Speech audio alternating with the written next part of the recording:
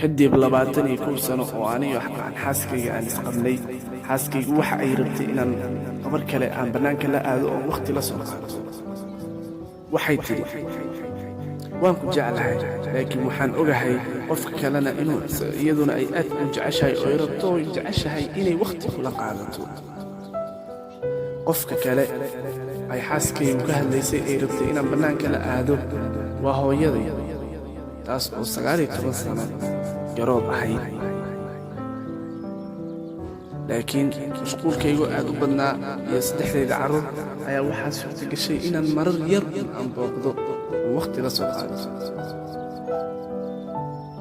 habeenkaas waan wacay, waxaana u sheegay inaan ku martiqaadayo inaan bannaanka aan aadno casho soo wada cunno, muufina aan soo daawano.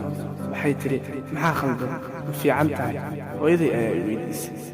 hooyaday waa qofka ka shakiya koolalka xilliga dambe ah iyo martiqaadyada degdega ah. waxay u malaysay wax dhibaato inuu jiro. waxaan u maleeyey inaad jeclaan lahayd inaan aniga adigu waqti isla soo qaadano, aniga adiga oo keliya. waxay ka fikirtay cabbaar, waxayna tidhi waan jeclaan lahaa, aad ayaan u jeclaan lahaa inaan waqti wada qaadanno. jimcadaas markaan shaqadii ka soo baxay anigoo u socda gurigeedii si aan u soo qaado, waan yara naxsanaa. gurigeeda markaan imidna waxaan dareemay iyaduna inay yara naxsan tahay. waxay igu sugaysay albaabka hortiisa iyadoo jaakeedkeedii qabta. timaheedii ayay gacanta saa u marisay luxday, waxayna qabtay dharkii ay qabtay maalinkii ugu dambaysay ee sanad guuradii guurkeeda. waa ay qososhay. waxay tidhi saaxiibbaday waxaan u sheegay inaan caawa wiilkaygii aan dhalay aan bannaanka la aadayo, aad bayna u faraxsanaayeen. gaarigii ayayna soo kortay. ma sugi karaan inay maqlaan kulankeenna, ayay tidhi. waxaan aadnay makhaayad ama hoteel ka dhowaa meesha oo iska fiicnaa. hooyaday waxay qabatay gacanta sidii iyadoo ah marwada madaxweynaha. markaan fadhiisannay waxaan akhriyey meeniyugii, indhaheeduna waxay eegayeen indhahayga oo keliya. cabbaar kadib waxaan kala qaaday indhihii, waxaana arkay hooyaday oo i fiirinaysa. waa ay qosashay oo way dhoola caddaysay. waxayna tidhi aniga ayaa ku akhrin jiray meeniyuga waagii aad yarayd. markaas waxaan ku yidhi haddaba waa wakhtigaad nasan lahayd oon anigu ku abaalgudi lahaa.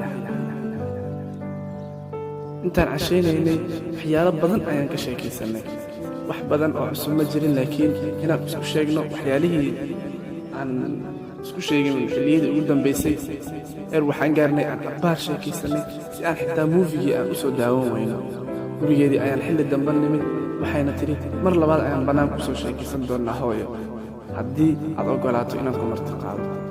waan oggolaaday. cashadaadu sidee ahayd ayay i tidhi xaaskaygii markii aan gurigeedii. waxaan ugu jawaabay aad ayay u fiicnayd, weliba qaab aadan dareemi karin ayuu ugu jawaabay ninkii.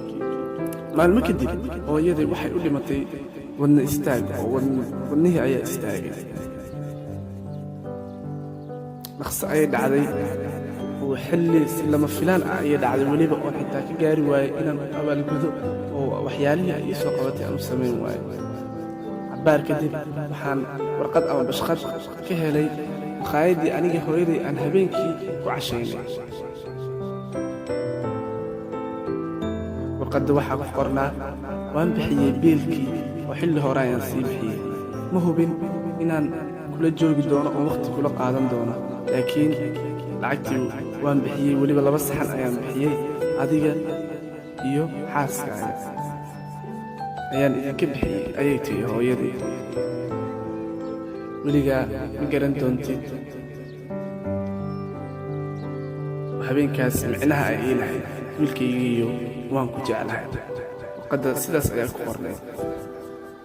xilligaas ayaan dareemay qiimaha ay leedahay in la dhaho waa aan ku jeclahay, weliba wakhtiga saxda la dhaho, oo weliba dadkana jecel aan la qaadano wakhtiga ay u qalmaan.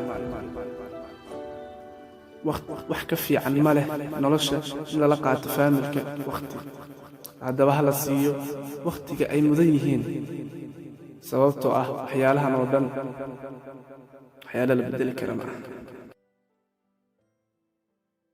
كدرسيو كديق دايرو وكاتا إن كان قعدي أبالي دوايك القعيل كدعودة شدد اللذيو وحيرتو سمر كدرسيو كديق دايرو وكاتا إن كان قعدي